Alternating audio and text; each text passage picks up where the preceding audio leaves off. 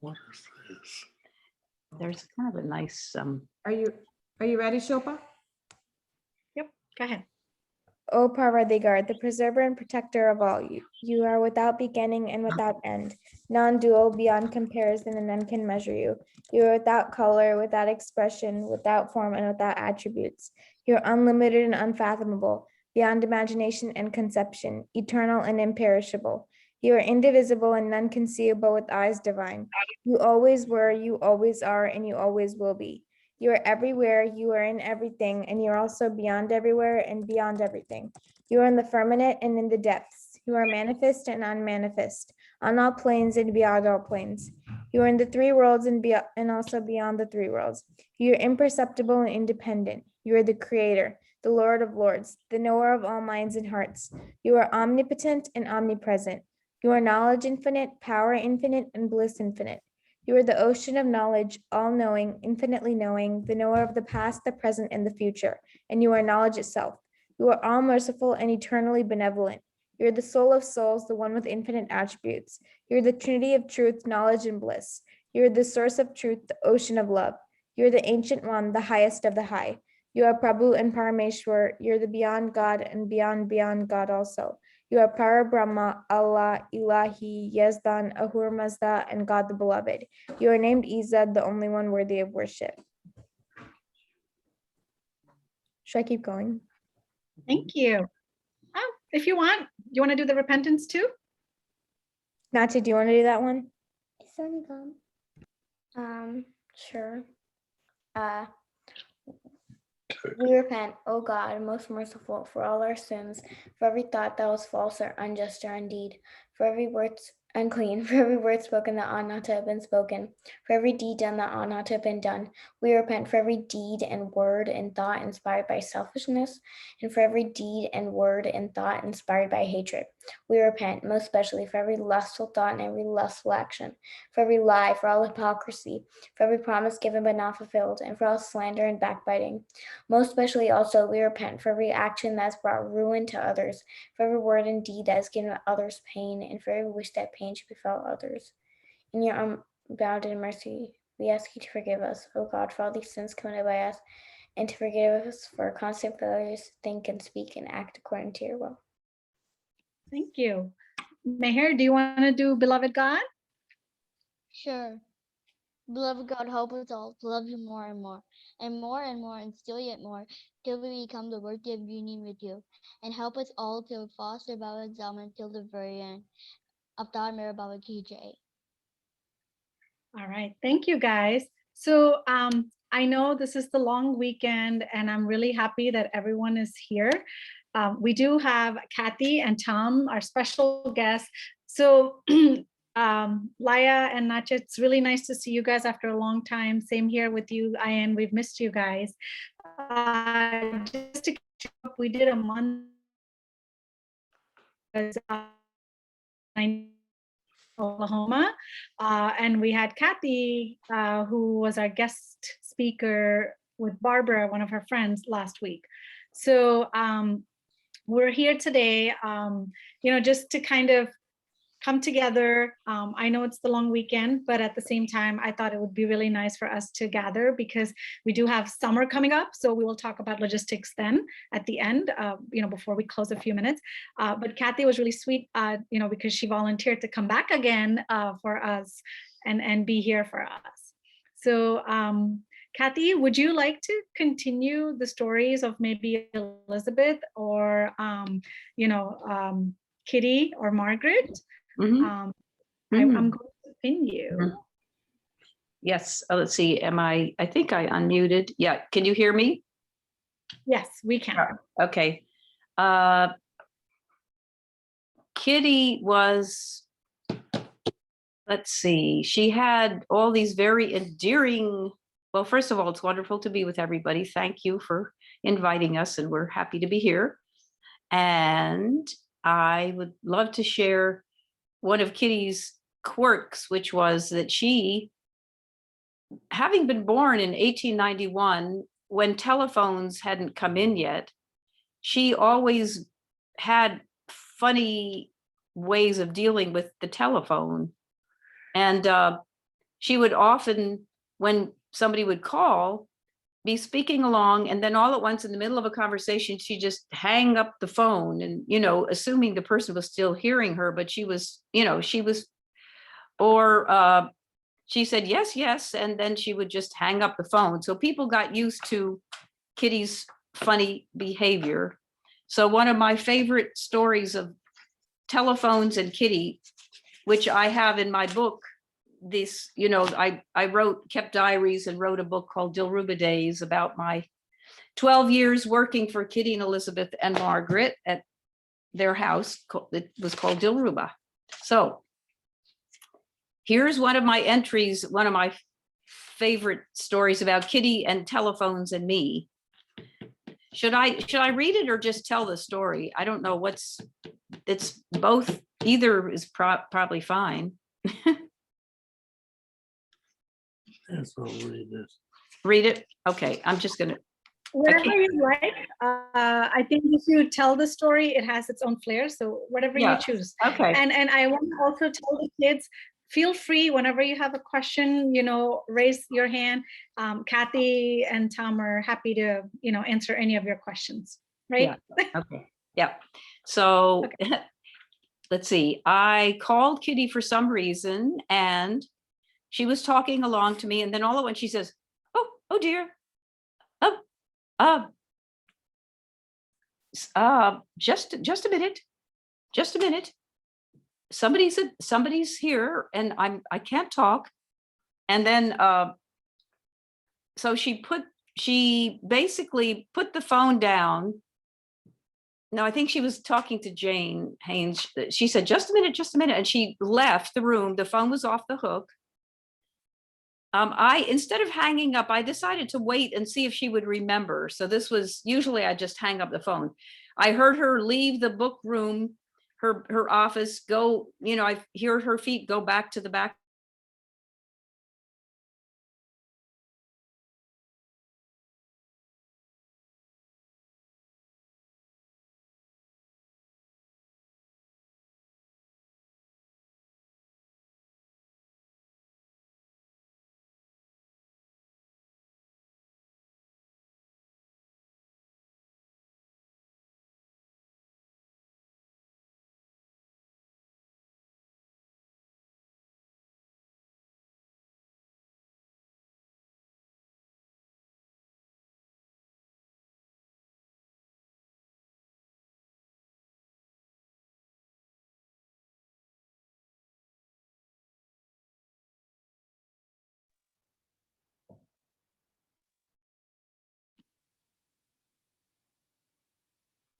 Hey guys, did we lose Kathy?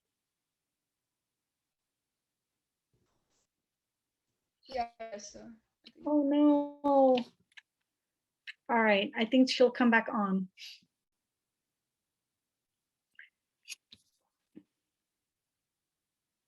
So, hey, while we're here, so when do all of your, what's your summer schedule looking like? When do all your summer breaks start? My summer break starts on June 11th. Okay, June 11th, right? So, For me, next week is my last week of school. woohoo, all right. So what we're thinking is that let's start taking, we'll do a June 6th session, possibly, and then I'm gonna have to figure out, give me 1 second, guys, all right?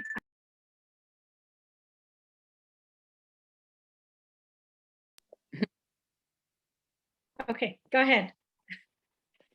So Kitty had very unusual telephone behavior and would often, in the middle of a conversation, say, oh, yes, just a minute. And then she'd hang up the phone.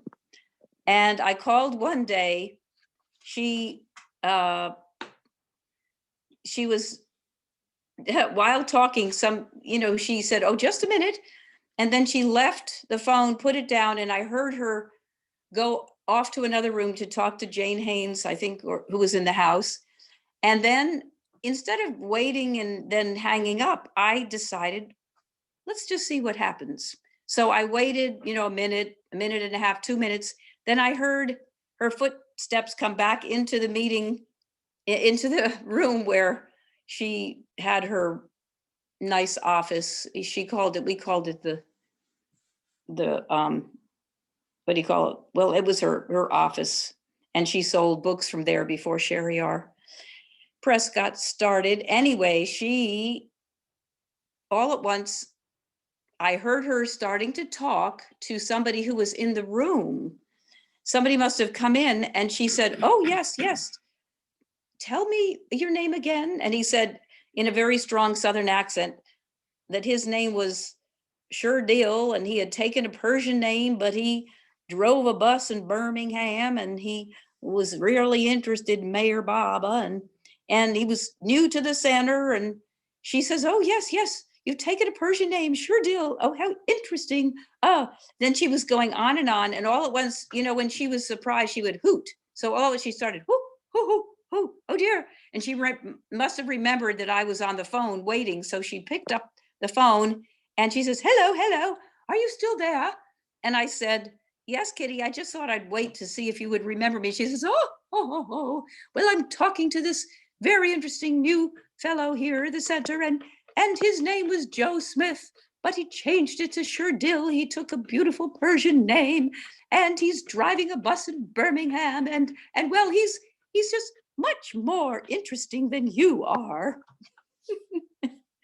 So she had a way with words. I knew what she meant at the moment was that he was much more interesting than me, who had worked there for years. But the way she said things, it was very funny. So that was a Kitty story. And So you couldn't really get offended by whatever she said, right? no. And one of my duties there was to feed the turtle. There was a box turtle that Charles Haynes had kind of bumped into as he was, I heard the story was that he was mowing the grass, bumped into this turtle, which he then kept for a while. And then somehow Elizabeth got the turtle. And my first duty when coming to work at Kitty and Elizabeth's house was to make sure the turtle was taken out of his little Pyrex dish, change the water so it was nice and warm, put Jimmy back in his warm water in the Pyrex dish, and then you would put it at the base of the refrigerator where the hot air would come out of the bottom of the refrigerator. So his little reptilian body would get heated up. And one of the duties I had was to feed Jimmy ice cream. Now, this is a very unusual behavior for a box turtle, but Elizabeth had decided that not only she liked ice cream, but that Jimmy the turtle would like ice cream. So somehow Jimmy was now used to having vanilla ice cream, and she would put the turtle and have me put the turtle up on the table in the kitchen, get the vanilla ice cream, open up, get the big spoon with vanilla ice cream right in front of Jimmy the turtle's beak. And he would see that ice cream and his mouth would open up and he'd close down on that ice cream, and all this frothy white vanilla ice cream was like all over his little beak. And he would look very happy as a box turtle could look. And How big was he, Kathy? Oh, how big was Jimmy? Let's see if I can put this down. Oopsie doodly woodly. He was about, a box turtle, like about that big. Yeah, medium size. And when he died, Elizabeth said, because she loved animals, she said, "I'd like to bury him next to the bird bath. So when he comes back in his next life, he will be a beautiful cardinal." Those red cardinals. So that was Was wonderful. this the turtle that came and saw Baba? No, that was another one. That's a wonderful story. I think that was 1956. There was a turtle that came up from the lake and just sat there at the bottom steps. And I assumed that it was brought to Baba, who gave him a avataric pat. And then he was put back at the base of the steps and never seen again. And of course, many of you might know that Bob Brown wrote a whole play based on that turtle called The Turtle's Darshan. I think there was also a book. Yeah, a little a little book about Jim, the turtle and the different animals and their attributes. And yes, that was very sweet. So Yep. one of my, Do you guys have any questions for Kathy? Sorry. yeah, Okay. All right, go ahead. okay. One of my favorite moments with Elizabeth, it was like a totally loony day at Dilruba, and often people would be waiting on the porch to see Kitty. You know, I was supposed to cook lunch in the middle of ferrying people in and out of Kitty's office there, which was called the book room, because, you know, she sold books there. And so I was rushing around, and Elizabeth was calling and Kitty was calling and people were visiting. And in the middle of this, I was supposed to make some beds in the guest bedroom. And I went with the sheets, and I was in such a hurry that I short sheeted the bed, which means that I put on the bottom sheet and then forgot the top sheet and just put the bedspread on. And just as I was probably might have been slightly swearing under my breath, I don't know, but saying something very naughty, Elizabeth walked into the room, sat down on the other bed, and I said, "Oh, Elizabeth, I'm so upset. You know, forgot the top sheet, and now I have to start all over again, and I've got so much to do." And in her very wonderful way, she said very sweetly, "Yes, that's what the spiritual life is like. Being poised in the midst of intense activity." And I've remembered that all these years, because so often we're rushing around and we forget something, or we do something wrong, or something that is inadvertently doesn't work well. And so to, you know, to take Baba's name and to remain poised in the midst of intense activity, that's what the spiritual life is about, she said. And Elizabeth was really such an example of that, because she was the administrator of the whole Baba Center, and my golly, so much going on, but she never appeared ruffled to me. And I'm sure she was many times. She would maintain her sense of humor. She also was very particular about not complaining. I don't know if any of the kids know about Christian Science, but it's a Christian, I don't know if you want to call it a sect, or it's a, you know, one of the religious Christian communities in which you do not, what would you say? When it comes to health, you try to avoid going to doctors. It's like mind over matter. You try to just, you know, if you have a problem, you think, I don't have this problem, or I can get rid of this headache, or I can work. Between you and God. It's between you and God. Yeah. And you're working on it. The whole idea of disease is, it is dis-ease of some kind. And you're trying to work that out mentally so that it affects your spirit, your physical body and your spiritual body. So Elizabeth was raised as a Christian Scientist, and she never would complain about her health or her ailments. And, you know, she had been in the accident and suffered many injuries and a lot of pain. And as a child, she had fallen off a horse. And so she was stooped over from that childhood injury, but she would never complain. And she never wanted to hear anybody complain about, you know, their anything ill, any, you know, pains or aches or damage. Yeah.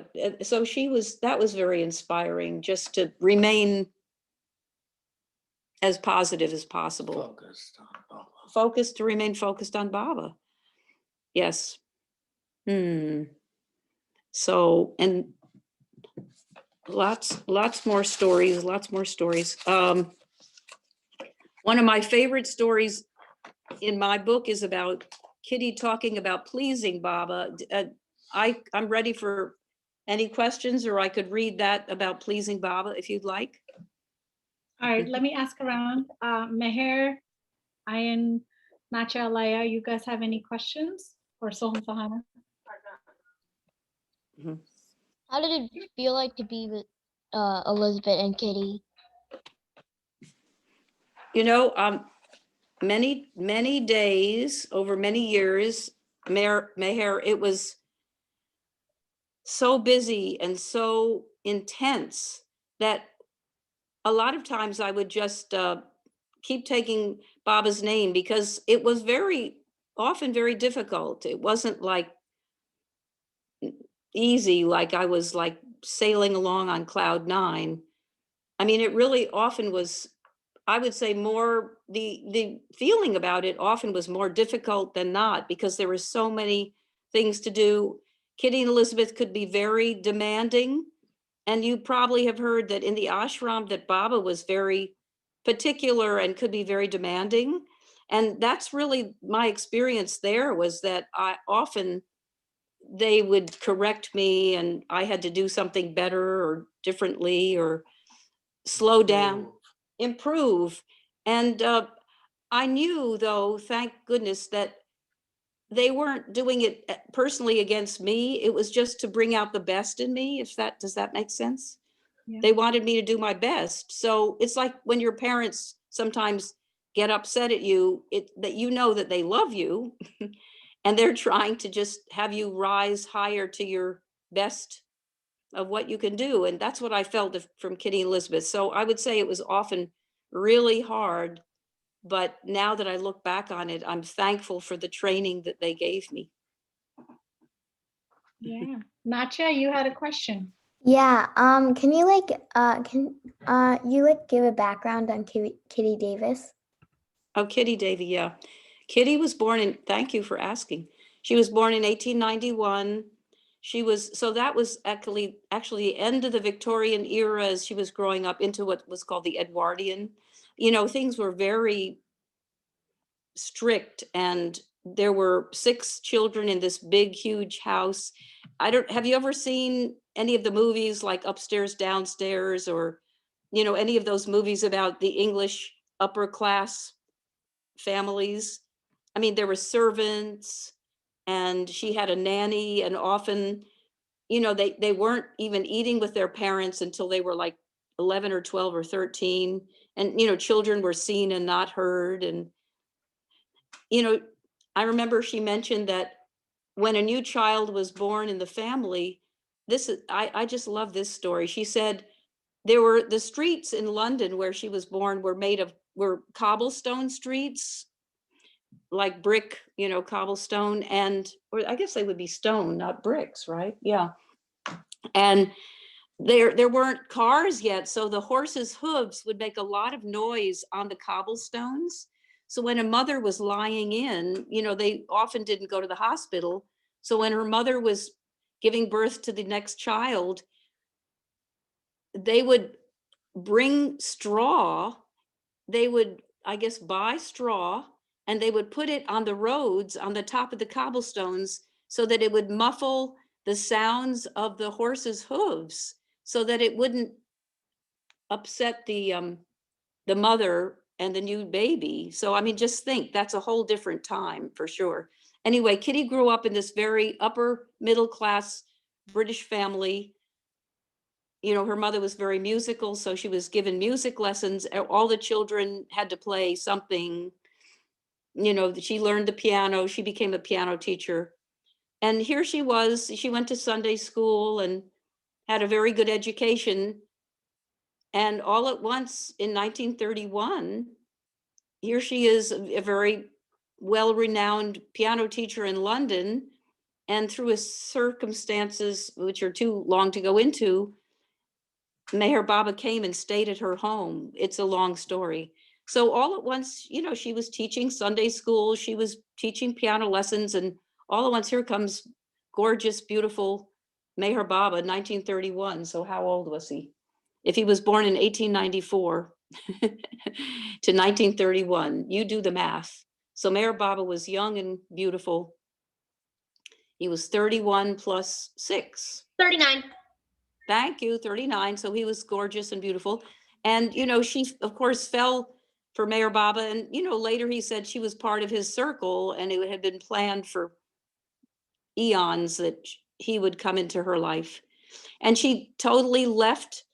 He asked her to go to India and she went and lived there for 15, 16 years in his ashram, you know, and at a certain point, she told me that her father asked if she was ever coming back.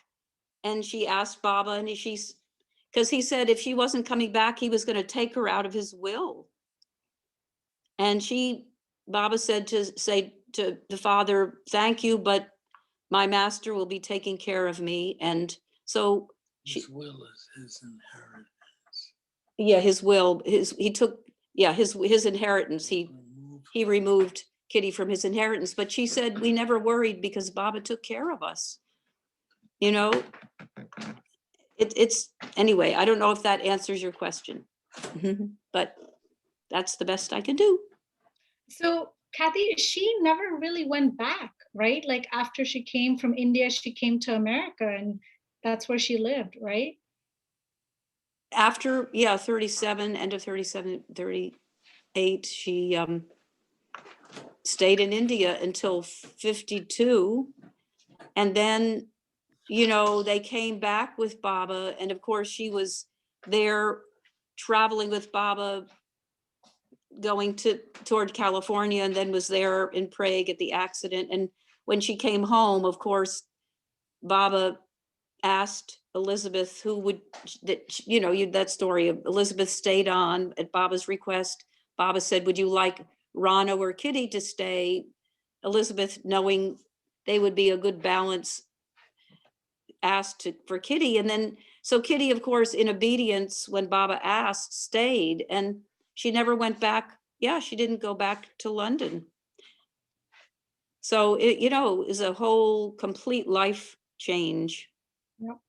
So guys, this is what Baba looked like in 1931, yeah. By your stories about her that I started reading her book. One of the things I'm remembering is that Margaret told me that when Baba came to London in 31, she also met Baba at that time. And she was the one who opened the door of Kitty's house when Baba came to stay at their home. Again, a long story. And she never looked back. Margaret remembered that the taxi driver that brought them from the station to Kitty's home in Kensington, London, became so enamored, who was this beautiful man who was so charismatic and gorgeous. And he would come back every day hoping to see that beautiful man, just even though Baba was covered up with Western clothing, he couldn't hide his, the taxi driver sensed Baba's divinity and was yearning to see him again. Yeah. So I also want to add a perspective to this, right? Because we're thinking just for the kids and even for myself when I was reading the book, 1931 India was still under British Raj, and Indians were not looked upon as equals or anything like that, right? So trying to find homes or to have, it was really difficult. Kitty talked about that, and Margaret, that it was very hard to find places for the Mandali to stay because they were really, Indians had a really hard time in 31. They were discriminated against, and Kitty was very worried that her parents wouldn't let Baba and his very closest ones stay, but that's an interesting story how that came about. So yeah. And also when I was reading the book, she said how they couldn't find houses for Baba. Mm-hmm. Yeah. Right? They didn't want to be giving their homes up for somebody of a different color. Right. Yes, that's very true. It's a very hard thing to grasp right now. Yeah. And of course, you probably remember, and some of the kids probably who have read about this, that it was very interesting that the ship that Baba came to London on in 31 also contained, who else was coming there but Gandhi, who was going to the world, to some London conference on, weren't they? They were trying to decide about the status of India, and that Meher Baba and Gandhi met on that ship. And that's fascinating to me too. Yep. Hmm. So does that answer some of your questions, guys? Soham, do you have any? Ayan, how about you? So I mean, I kind of want us to think a little bit about this, right? Trying to put yourself, like, you know, if you were traveling with Baba and, you know, the skin color that we are, like how difficult it would have been just to, and the food, right? Like, because Kitty's family would give them like, you know, European food, like, you know, British food. And then here's Baba and his whole mandali used to eating rice and dal. And then they were given like all of this, what was it, salads and stuff like that. So just think about that, right? Like we're so used to that now, living in America or growing up, you know, even in India now, like, but if you were just eating one kind of food and then you come here and you don't have any food to eat, probably they're probably starving too for some point, but nobody complained. Yeah. And talking about Indian food, after Baba came in 31 to London and then again came in 32 and stayed at Kitty's house again, her parents' home. And Kitty realized she wanted to be of service. She would teach her music lessons, she said, often all day. And then at night, she would go to an Indian restaurant, she said in Piccadilly, I guess that's a part of London. And she became friends with the Indian restaurant owners, and she asked if they would teach her to cook Indian food. So, you know, she'd be dead tired from teaching all day. And then at night, she would go to this restaurant and they would teach her how to cook the Indian food, the wonderful cuisine. And so but when she did go and live in India with Baba, she was often asked to cook. So she really used that skill she learned in London in the 30s, in the early 30s. Yeah. Kathy, do you have that? Do you remember that story? And I was where there was an instance, I think it was on the Blue Bus tour, and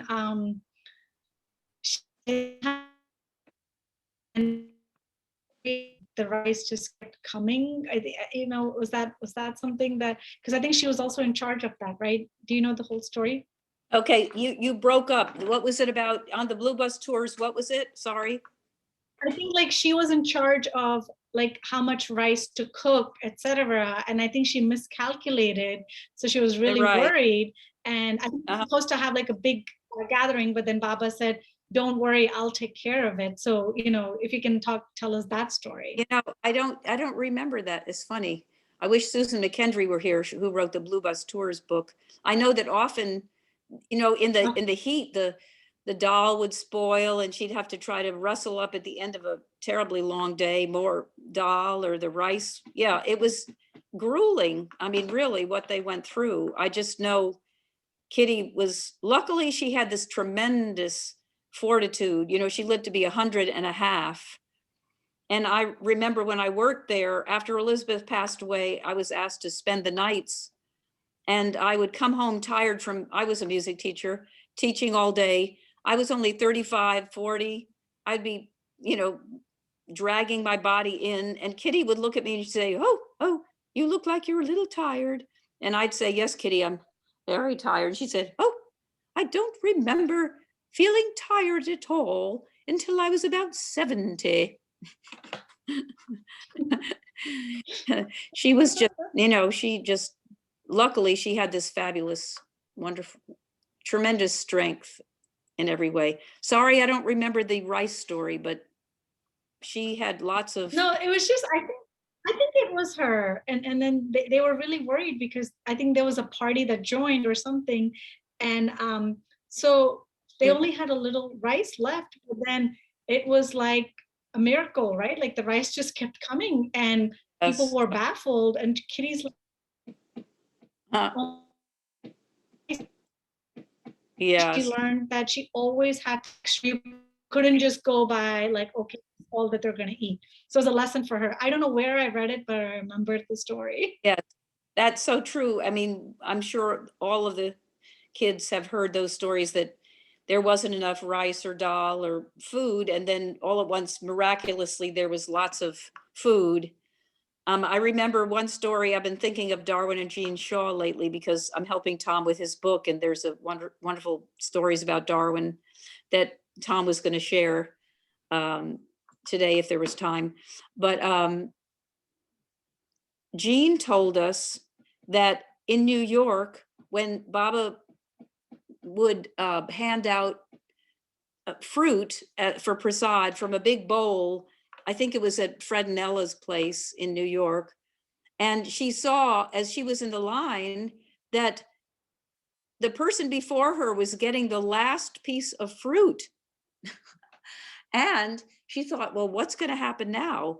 And all at once, Baba sort of looked at her with his twinkle and produced a piece of fruit. And she realized he had created a piece of fruit for her because she had seen in the bowl there was no fruit left.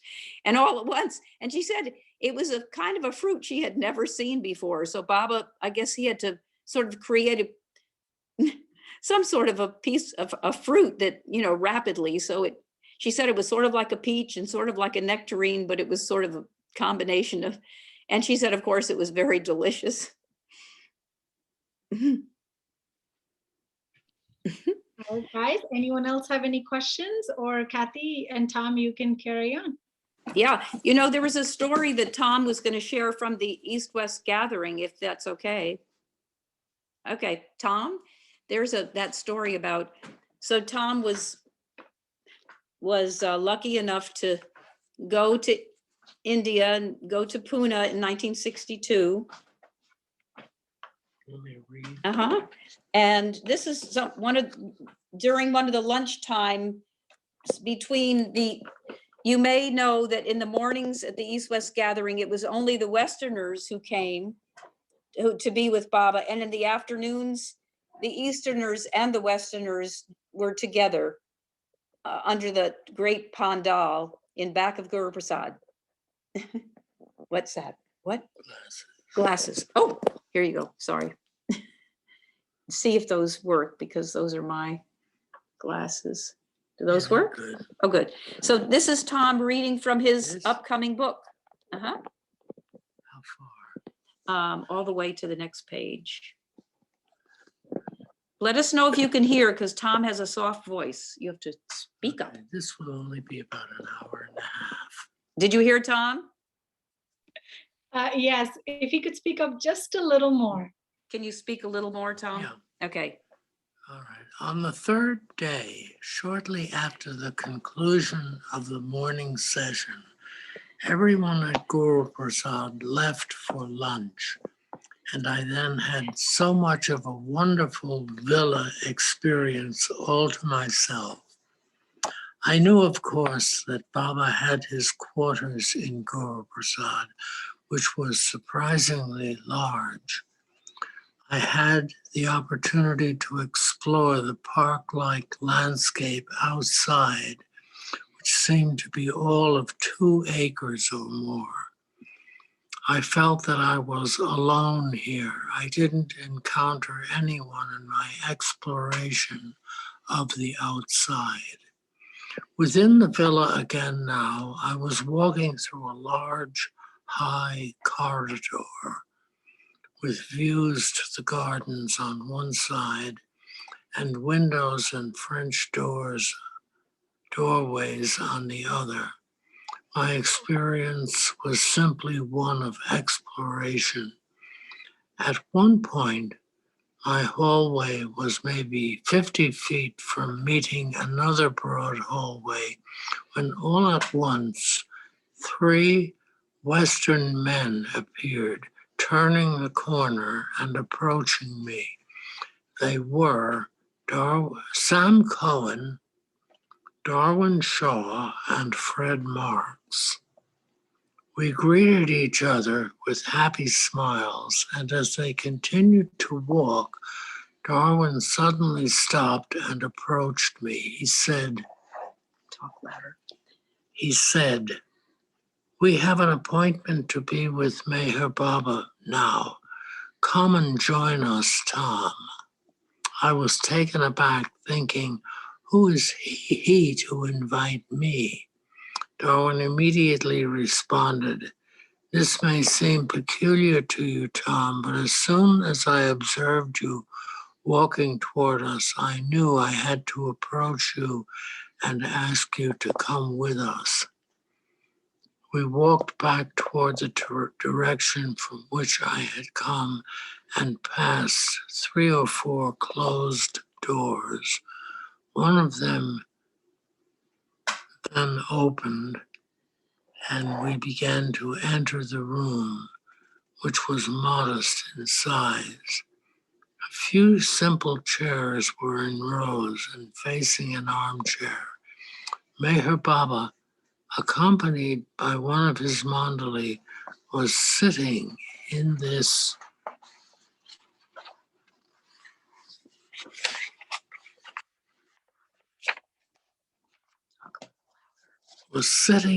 armchair and smiling. Right away, we sat down just before him. He in no way seemed surprised at seeing us. Evidently, this gathering occurred as a result of questions that had recently been discussed and required clarification now. I was only an observer.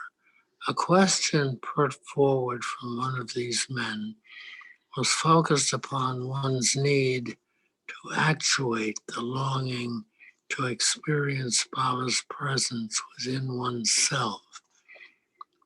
Was it preferable or more beneficial to acquire this experience of longing by being in India?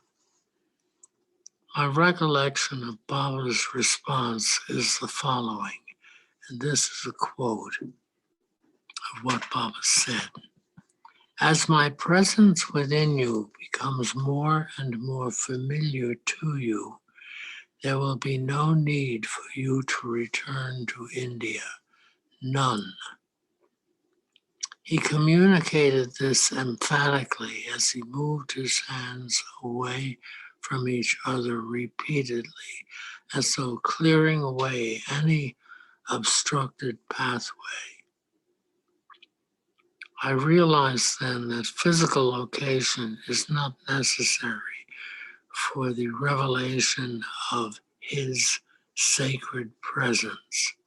His reality must be discovered and realized within oneself. I hope you were able to hear Tom's voice. Were you able to hear? Yeah.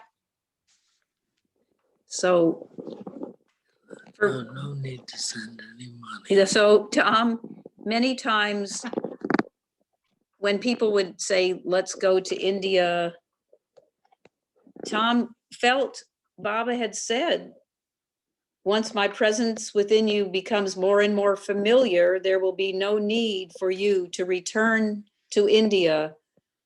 And, show what Baba did with his hands, Tom.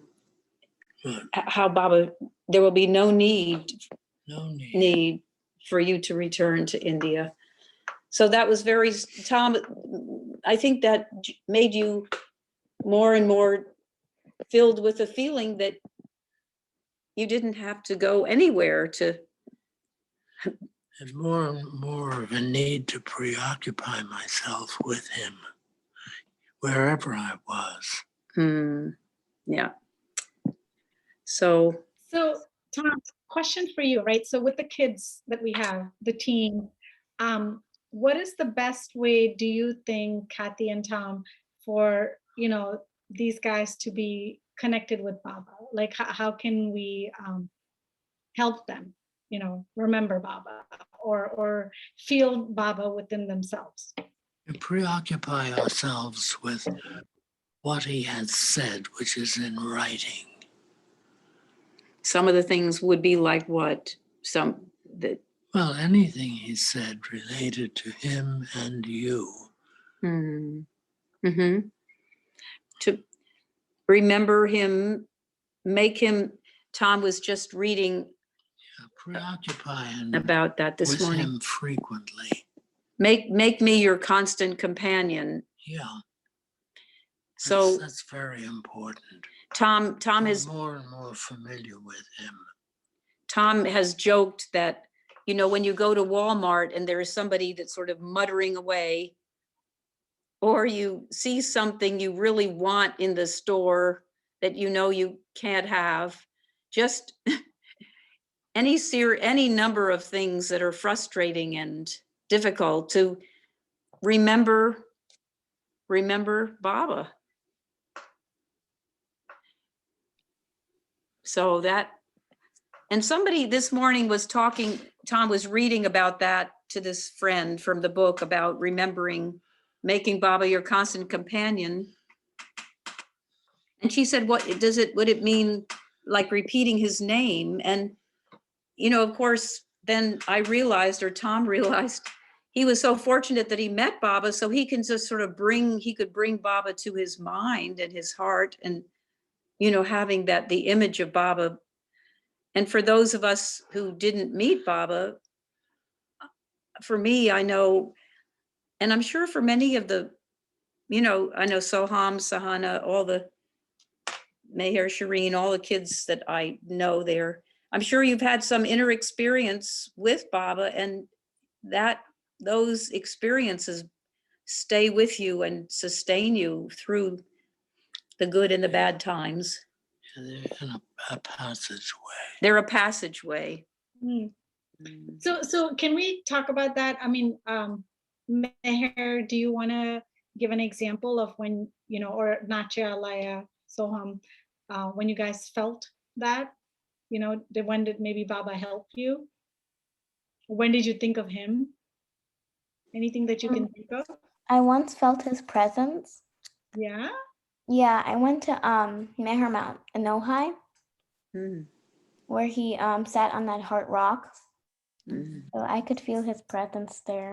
And it was great. I felt like crying. Oh, that's wonderful.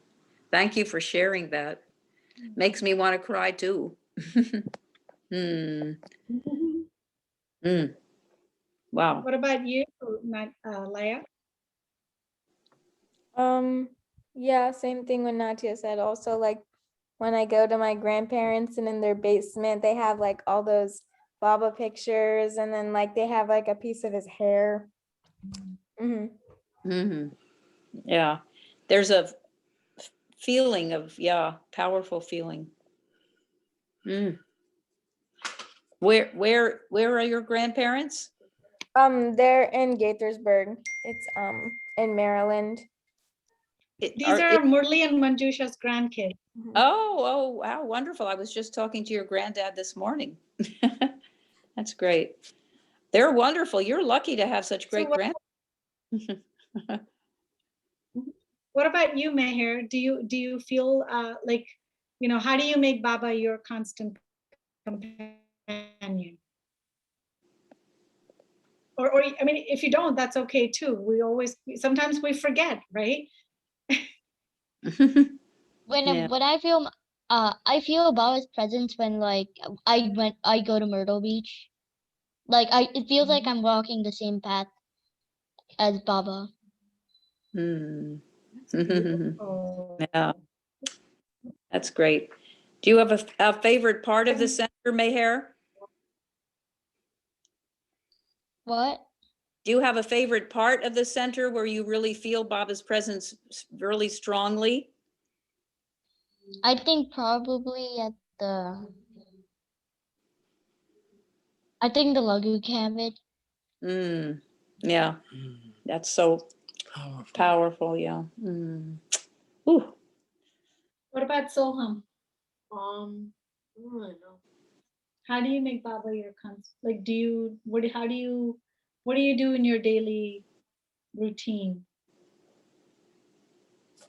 I don't know. What about your feelings? Do you think of Baba before you do? I have before, definitely, Okay. but not none. Okay. Mhm. Just focus on the game. Not really. So I know one thing Baba said also, right? Like if you're focused on something, And I think it was actually Eric, right? Like I think somebody said like, what is meditation? But it's again, like I think if you're so focused on something, you're actually connecting with the higher power or God at that time. So I think when it comes to like even making Baba a constant companion, sometimes it's really hard, right, to constantly remember him. But I think that's where I realized that even if I'm really focused, even at work, that sometimes like, I'm like, Baba's with me, so we may not always remember him to like, I know Baba says before you start anything, take his name, but I think sometimes even just having that focus helps. Would you agree, Kathy and Tom? Yes, yes. And it just sounds interesting. It came into my mind once when we were lucky enough to have tea with Mara and Marazad. I remember she said, sometimes in a way it's easy to remember Baba when you're going through a really rough time, because you're calling out, oh, Baba, help me get through this rough time. And, that's kind of training that I feel happens to all of us. But she says, but what about when you're like eating your favorite ice cream, or you're having a wonderful experience? So she said, sometimes it's harder to remember Baba then because you're just caught up in the pleasure of the food or the moment of what that is, the experience. And so she says, remember Baba, not just in the hard times, but in the happy, give those favorable times. Yeah, and thank Baba for the beautiful sky and the birds and the ice cream. But does Tom remember Baba when he's eating that big bowls of ice cream? Oh, Jeff. I Yeah, that's now we may have enough when I'm eating a big bowl of delicious ice cream, I think of Jeff. Oh, see, that you don't want to do that, kids. You want to think of Baba. Jeff has been for all the kids. Jeff has been a supplier to Tom of ice cream over the years, in important moments. So Ian, you didn't. I forgot to call on you. Would you like to share anything? He's shaking his head no. Another person. Oh, Yeah. well, so we're down to next last 4 or 5 minutes. Yeah, so actually I do have something I want to share. Okay, what is it? Oh, I really like the center when I'm You gotta come closer so we can hear you and not the dog. Be quiet, Rio.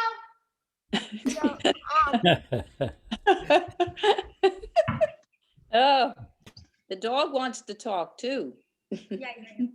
So anyway, when I'm at the center in Myrtle Beach, I like it because one, I'm at the beach and there's nothing wrong that can happen at a beach, and I just like being there, and I like when I'm there, I feel like Baba's. So that cabin by the lagoon, not the lagoon cabin, I don't think, but is that cabin on the lagoon? Oh, the log cabin, maybe? No. Oh, the lake cabin? I don't know. Yeah, I'm not sure what it's called, but that's like the place. So I imagine Baba's just sitting at one of those tables and chairs. Oh, that's great. Yep, he is then. Wow. Well, soon, Jeff, isn't the center going to be opening up soon, we hope? I mean, I'm hoping that the kids can, if they're going into 9th grade, they can go to the youth Sahavas. yeah, you told me. And but then after the youth Sahavas, it may open up after Labor Day. Wonderful. Overnight stays. Yeah. Great.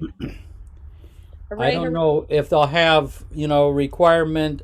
I think they're going to try to encourage people to get vaccines before they come. But it's not absolutely mandatory. Okay. At this point. Oh, wow. What a gift that will be for all these kids and for us too. Yeah. Is Shireen there? She's here. Is she thinking of going to the youth Sahavas? Yeah, I guess so. Oh, Oh, Shireen, you'll you should love go. it. Would this be your first time, Shireen? Yeah. Oh, was supposed to please, go last please, year, but- please go. You'll love it. No pressure, Shireen. Yeah, it's no pressure. It's really very, very wonderful for the heart, and it's you'll meet a lot of great kids from all over the country. What about Manjusha and Murali's grandkids? Have you been To what? to the youth Sahavas? Have I? 1 second. Are you old? You're older. No, wait, I haven't yet. Maybe next summer. None of us have been, no. Yeah, I don't think any of the kids have made the age. Oh, they the have. age I see. yet. Yeah. Okay. Yeah, you have to be going into 9th grade is usually the breaking off point. Aha. Good, good, good. Yeah. So Shireen, did you want to share something?